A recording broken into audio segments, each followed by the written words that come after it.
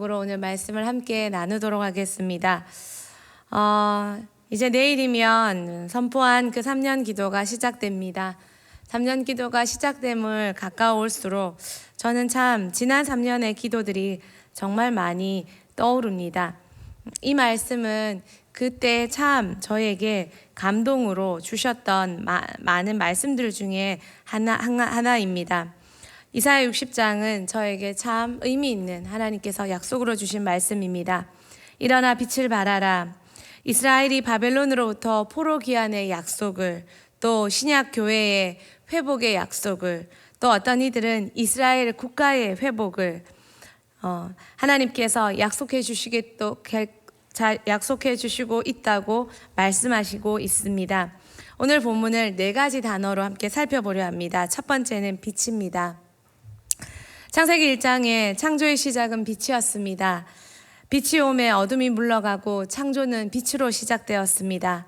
신약의 시작도 빛으로 오신 예수 그리스도가 오심으로 이 땅에 어둠이 물러가고 교회의 시대가 시작되었습니다. 예수 그리스도를 구주로 영접한 우리에게는 빛이 있습니다. 빛이 내재되어 있습니다. 이 사실을 얼마나 확신 있게 믿고 있느냐에 따라 그 빛의 밝기와 강도는 다릅니다. 남유다가 마지막 1호 치닫으려 할 때 북이스라엘이 아수르로 망합니다. 그리고 히스기야 왕은 이 모든 광경 속에서 아수르의 위협과 바벨론의 위협 사이에 끼어 있는 상황에 처해 있었습니다. 이럴 때 히스기야 왕 곁에 이사야는 참 좋은 조언자로 스승으로 함께 있었습니다. 그 이사야가 유다의 미래와 여러 각국의 미래를 예언하며 또한 이 어려움 뒤에 하나님께서 주실 회복을 지금 선언하고 있습니다. 북이스라엘도 남유다도 빛이 있었습니다. 아무 나라도 없던 그 빛이 북이스라엘과 남유다에게 있었습니다. 그런데 북이스라엘은 그 빛을 발하지 못했습니다. 빛을 가지면서 빛을 발하지 못했고, 그래서 빛을 가진 채 빛을 사용하지 못해 어둠 속에 사라져 버렸습니다. 어둠에게 잠식당해 버렸습니다. 빛이 있으면 빛을 발해야 어둠이 물러갑니다. 빛이 있다고 그냥 가만히 있는 것이 아니라 우리는 빛을 믿어드리고 빛을 바라며 빛이 더 일어나 역사하시도록 빛의 진리 속에 더 들어가야 합니다. 내 속에 나를 위협하고 있고 나를 두렵게 만드는 어둠보다 더 강력한 빛이 여러분 속에 있다는 것을 여러분은 정말 믿으십니까? 그 사실을 믿으신다면 망해가는 빛을 가지고도 망한 북이스라엘이 아니라 그 빛을 가지고 일어나 발하여 오늘 본문이 말하는 빛을 발할 때 모든 것이 그 빛을 가진 내게로 돌아온다고 말씀하신, 약속하신 그것을 빛을 바람으로 다 얻어 누리는 우리가 되어야 되지 않겠습니까? 빛이 우리와 함께하고 계십니다. 요한복음 1장 9절에서 10절 말씀 같이 읽겠습니다.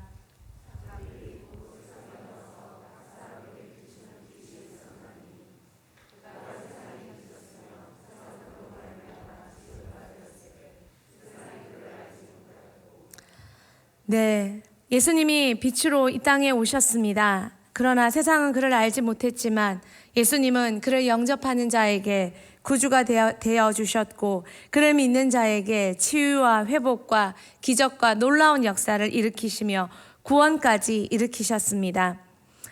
오늘 본문의 3절부터 9절까지 보면 빛이 비춰질 때 나라들이 왕들이 빛으로 몰려온다고 성경은 말합니다. 아들도 딸도 이방에서 빛이 비춰질 때 그들에게 안겨온다고 말합니다.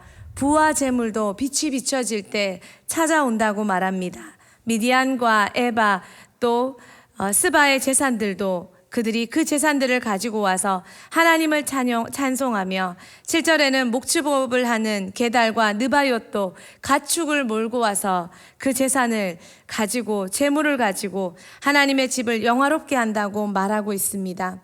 우리 속에 빛이 있습니다. 교회는 진리의 빛을 가진 유일한 이 땅의 기관입니다. 공동체입니다. 교회가 빛을 잃어가면 교회는 아무 능력을 발할 수가 없습니다. 힘을 얻을 수가 없습니다. 지금 우리에게 많은 어려움, 교회가 욕을 먹는 많은 이유들은 오히려 되려 빛을 발하지 못했기 때문에 결과는 아닐까요? 저도 여러분도 세상이 반대하면 반대할수록, 진리로 시비를 걸면 시비를 걸수록 우리는 더 일어나 빛을 발해서 하나님이 이 빛 대신 교회가, 빛을 발하는 성도가 어떤 축복을 주시는지 더 많이 받아 누리는 우리가 되길 소망합니다. 두 번째는 회복입니다. 10절에서 14절입니다. 하나님께서 남유다를 치셔서 바벨론의 속국이 되게 하셨습니다. 결국 남유다도 그렇게 맞았습니다. 그러나 하나님은 때가 되면 회복이 일어날 것을 약속하고 계십니다. 그 회복이 일어날 때 성문이 늘 열려 있어도 되는 강력함을 약속하십니다. 성문은 왜 존재합니까? 성곽은 왜 존재합니까? 적으로부터 도성을 보호하기 위해 성곽이, 성벽이 존재합니다. 성문은 닫혀 있어야 기능을 합니다. 그런데 어떤 도시가, 어떤 나라가 성문을 늘 열어놓을 수 있습니까? 강력한 국가입니다. 강력한 도시입니다.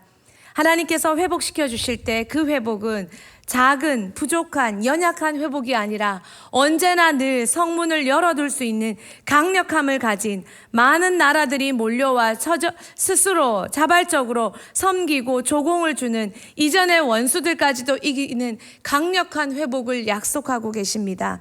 빛을 발할 때 회복이 일어나고 하나님께서는 이 약속도 하고 계신다는 것입니다. 세 번째입니다. 오늘 세 번째 본문에서 말씀하고 있는 것은 기쁨입니다. 15절에서 18절입니다. 빛을 발할 때 하나님의 기쁨, 이 기쁨이 대대의 기쁨이 되게 해주시겠다고 말씀하십니다. 완전한 부와 풍요, 강포함이 없는 어떤 나라도 어떤 사람도 강포함을 행할 수 없는 그런 강력함 속에, 하나님 보호 속에 들어갈 때 그들은 기쁨을 누리고 또한 하나님의 기쁨이 되는 그런 상태를 하나님은 약속해 주고 계십니다. 마지막 네 번째, 영광입니다. 15절에서 18절입니다. 빛을 발하면 하나님의 기쁨, 대대의 기쁨이 되고 또한 마지막으로 그분의 영광이 나의 영광이 되는 너무나도 감격스러운 말씀을 하고 계십니다. 우리는 하나님의 영광을 위해 살아야 되는 존재입니다. 그런데 우리가 하나님의 뜻대로, 하나님의 진리대로, 하나님의 예수 그리스도대로 빛으로 진리로 일어날 때, 회복될 때, 그 속에 거할 때 하나님은 우리가 당신의 영광이 되는 것을 넘어 당신이 우리를 인정하시고 기억하실 때 당신이 우리의 영광이 되어 주시겠다고 약속하십니다. 그 상태가 되면 세상의 빛은 조금도 필요 없는 영원한 빛을 완전히 소유한 자가 되어 슬픔도 끝이 나고 영원히 땅을 차지하는 영광의 백성이 되시겠다고 약속하고 계십니다. 그런 자들은 마지막 22절 우리 같이 한 번 더 읽어보도록 하겠습니다. 같이 읽겠습니다. 그 작은 자가 천명을 이루겠고 그 약한 자가 강국을 이룰 것이라. 때가 되면 나 여호와가 속히 이루리라. 하나님께서 이렇게 회복시켜 주실 때, 우리가 진리로 회복될 때 하나님은 작더라도 약하더라도 빛을 소유하고 빛에 따라 살 때 하나님께서 이렇게 이루어 주시겠다고 약속하십니다. 진리를 가진 자가 이깁니다. 지금 이 시대의 교회와 성도의 어려움은 진리가 빛을 발하고 빛을 잃어가고 진리의 능력이 소멸되어 있기 때문에 이런 어려움과 약함과 핍박과 상태가 오는 것은 아닐까요? 빛을 소유할 때 핍박이 있습니다. 그러나 그 핍박은 우리가 이기지 못하는 핍박이 아닙니다. 빛을 잃어가게 하는 핍박이 아닙니다.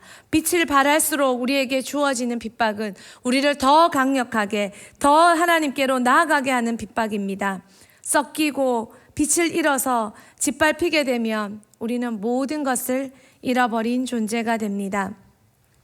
잠시 옛날의 이야기로 돌아가 3년 기도를 시작할 때, 그때 시작 때 갓 고3 수능 마친 친구들과 매일 기도회를 작정하며 함께 2시간 기도를 했습니다. 우리부터 순종해 보자고. 목회자들은 풍성한 교회 세미나를 통해 이전에 이미 매일 2시간 기도를 도전받고 하고 있었습니다. 그리고 그전부터 담임 목사님은 늘 기도의 모델로 기도를 가르쳐주고 계셨었습니다. 매일 갓 대학생이 된 친구들과 1시간 기도회, 1시간 개인 기도회를 하며 텅 빈 교회 본당을 지켰었습니다. 그리고 제자비전 친구들이 동참하고 6, 7개월이 지날 즈음 목장 기도, 초원 기도로 이어져 어른들의 기도가 동참되기 시작했습니다. 제자비전도 매일 2시간 기도를 했습니다. 중고 아이들은 그래서 밤 10시가 되어서야 집에 갔습니다. 자습 시간 3시간 남짓한 그 시간 동안 2시간이 기도 시간이었습니다. 어떤 분들은 이렇게 말했습니다. 이렇게 공부해가 대학 어떻게 가나? 그런데 하나님은 정말 다 가게 하셨습니다. 어떤 분들은 진지하게 이렇게 얘기하셨습니다. 아이들 숙제할 시간 없고 밥해 먹을 시간 없다고, 직장 마치고 오면 8시 기도로 뛰어오기 너무 힘이 겹다고. 현실적으로 말하면 사실이었습니다. 모두가 협조적이지는 못했습니다.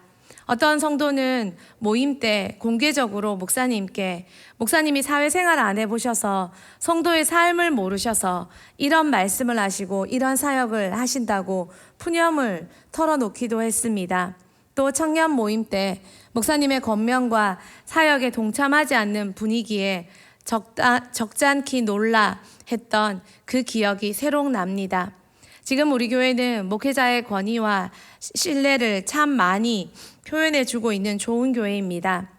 그 이전에는 더 했겠지만 참 가까이 3년 기도 시작쯤에도 그런 분위기가 많이 있었던 것이 설교를 준비하면서 생각이 났습니다. 눈빛, 말투, 분위기. 너무 놀라서 이런 얘기 저런 얘기 했던 기억이 납니다. 물론 목회자의 모범된 삶과 헌신이 있으셨던 것도 맞지만 그것만 있다고 다 되진 않습니다. 어둠이 득세하면 오히려 좋은 삶과 모습은 짓밟힘의 대상이 됩니다. 영성이 없는 인격과 삶은 사단과 사람들에게 비웃음에 눌려버리게 됩니다. 모든 걸 그때를 생각해보면 정말 많은 것이 변했구나라는 생각이 듭니다. 푸념을 하던 성도들도 이제는 기도의 성도로 탈바꿈되게 하셨고, 자기 생각으로 가득한 콩자루 같은 모임의 공동체도 하나로 엮어져 매주 같은 연합된 공동체가 되게 하셨습니다. 세상에 찌든 때를 안고 왔던 많은 사람들도 그 때를 벗고 믿음의 사람, 기도의 사람이 되게 하셨습니다. 하나님은 하나님의 손으로 기도의 사람들을 세워가셨습니다. 아슬아슬했던 순간들 모두 교회와 하나님을 선택하도록 하게 하셨고, 그들이 기도의 사람으로 지금의 영혼 사역자로 든든히 세워가게 하셨습니다. 기도의 불을 거치지 않은 사람은 굽히지 않은 화덕피자처럼 먹을 수 없는 상태, 삶기지 않는 고기처럼 사람도 먹을 수 없는 상태, 하나님도 사용할 수 없는 상태로 남겨지지만, 기도의 불을 거칠 때 성도는 비로소 하나님 나라를 위해 일할 수 있는 사역자가 됨을 기억하게 하십니다. 교회가 든든히 세워져 교회에서 제법 유명하게 되게 하신 것도 그 시간을 지나온 하나님의 결과라는 것도 생각나게 하십니다. 기도하지 않았다면 지금이 없었을 것이고, 기도의 시간을 거쳐오지 않았다면 기도의 사람들도 없었을 것이고, 이런 사역들도 없었을 것이라는 생각이 듭니다. 언젠가 기독교 대안학교 모임을 몇 차례 간 적이 있습니다. 대한민국 대안교육의 80%는 기독교 관련 기관, 기독교인, 교회들이 운영하는 곳입니다. 그런데 그곳에 발생 연도가 2007년을 전후로 많이 발생한 것을 자료를 통해 알게 되었습니다. 어게인 1907이라는 운동이 2007년을 기점으로 대한민국에 참 많이 울렸었습니다. 그런 선교단체가 일어나기도 했습니다. 아쉽게도 죄로 물들긴 했지만 그 운동이 대한민국에 큰 역사를 일으키지 못하는 듯 했습니다. 그러나 그 자료를 통해 확인한 것은 하나님은 그때 그 어게인 1907이 다음 세대를 향한 교육으로 하나님이 일하고 계셨음을 알게 했습니다. 그런데 그 기독교 교육기관 중에 제법 잘 하고 계신다라는 소문이 난 곳은 살펴보면 엄청난 기도의 역사들이 일어났던 간증들을 듣게 하셨습니다. 기도의 전쟁이 없이는, 기도의 역사가 없이는, 기도의 발전기가 가동되지 않고서는 할 수 없는 일이었음을 하나님은 우리를 넘어 많은 곳곳의 이야기로 알게 하셨습니다. 제자비전에 있는 동안 부모의 기도가 부족해도, 나의 기도가 부족해도 억지로라도 많은 기도의 자리에 앉고 예배의 자리에 앉고 그리고 또한 교사와 학부모들의 기도와 중보로 받은 역사가 많습니다. 받은 기도가 많습니다. 그래서 되어진 일들이 많습니다. 그러나 졸업하면 배운 기도대로, 받은 기도대로 기도의 자가 발전기를 돌리지 않으면 이제 없습니다. 특별히 기도해 주지 않는 가정의 청년들은 더욱 그러합니다. 더욱 바닥을 드러내게 됩니다. 그러나 괜찮습니다. 기도하면 됩니다. 다시 기도하면 됩니다. 우리 속에 빛이 계시기 때문에 그 빛이 일어나 빛을 발하시도록 기도하면 됩니다. 저 개인적으로 생각해 보면 평생 제 마음에 짐 같던, 무거움 같은 가정의 고민, 고난, 아주 어린 시절부터 가정의 불화로 늘 마음 한켠이 편안할 수 없었던 가정 환경으로 빚어진, 그래서 예수를 믿을수록 더욱 가정에 대한 고민과 근심과 염려가 늘 마음 한켠에 있었던 것이 사실입니다. 기도를 해도 자유롭지 못했습니다. 그런데 지금 생각해 보니 3년 기도를 지나고 지금 저에게 가정은 더 이상 짐이 아닌, 근심이 아닌 그것이 사라져 있는 것을 보게 됩니다. 되려 어떤 영역에서는 어떤 섬김을 받는 것을 보게 됩니다. 감사할 따름입니다. 저 개인적으로 보면 하나님과 형성된 동지애를 느낄 수 있습니다. 아이처럼 어린 시절 마냥 하나님 좋아요, 이것도 해주시고 저것도 해주시고 감정 고백하던 그때를 지나 묵직한 그분의 신실하심을 경험하며 한층 하나님과 더 깊어진 관계가 맺어짐을 느낍니다. 또 주신 사역에서 과분한 인복과 많은 열매를 보게 하신 것도 참 감사합니다. 저는 저 자신에게 누구보다 인복이 참 많은 사람임을 느낍니다. 많은 복을 주셨고 열매를 보는 은총을 입게 하셨습니다. 무능한 사람이 쓰임받는 복을 경험하게 하십니다.